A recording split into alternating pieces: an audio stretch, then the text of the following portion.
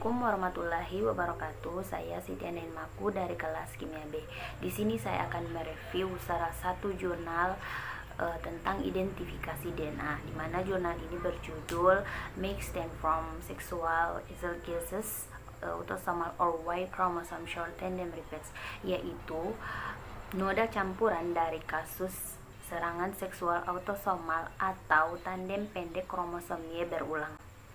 Sebelum saya masuk dalam analisis DNA dari beberapa kasus, saya akan menjelaskan sedikit tentang sistem STR. Short Tandem Repeats atau sistem STR pertama kali digunakan dalam analisis DNA sampel forensik yang bersifat campur.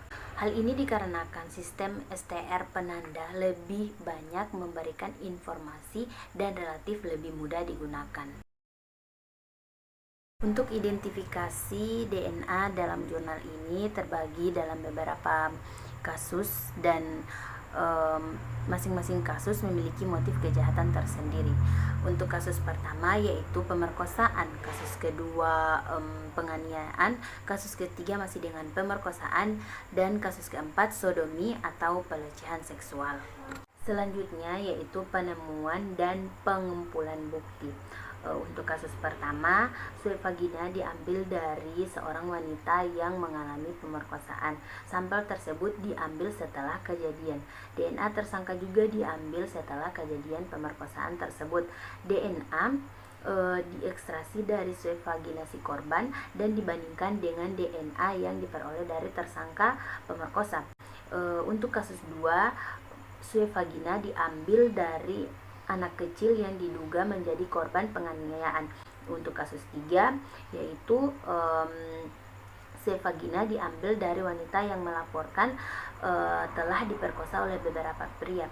DNA diekstrasi dari usap vagina dan dibandingkan dengan DNA diperoleh dari si korban. Untuk yang kasus keempat yaitu seorang laki-laki menjadi korban sodomi oleh 2 laki-laki lainnya. 2 tersangka ditangkap dan harus menjalani tes DNA.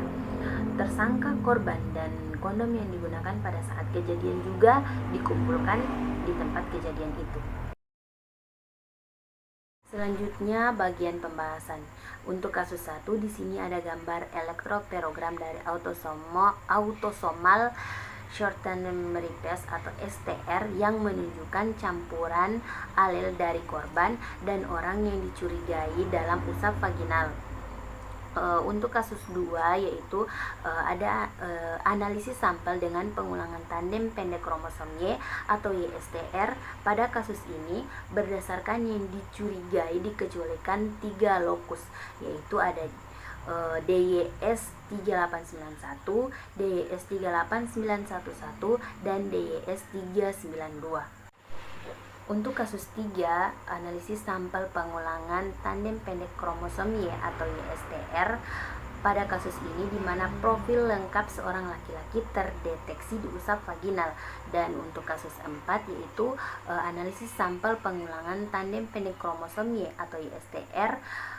Pada kasus ini di mana profil parsial dan usap anal dan profil lengkap dari kondom cocok dengan profil si pelaku. Kesimpulan dari penelitian ini yaitu peneliti menegaskan bahwa YSTR ini dapat berguna untuk analisis campuran DNA dari kasus pemerkosaan.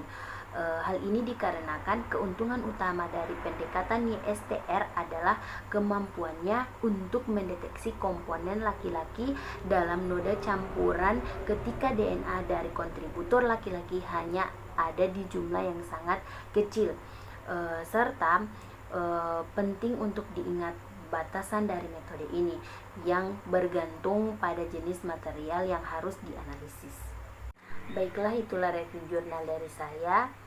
Saya ucapkan terima kasih kepada Mem Isti selaku pengajar mata kuliah kimia forensik yang telah memberikan kesempatan kepada saya untuk mereview jurnal ini. Lebih dan kurangnya saya mohon maaf. Wabillahi taufik wal hidayah. Wassalamualaikum warahmatullahi wabarakatuh.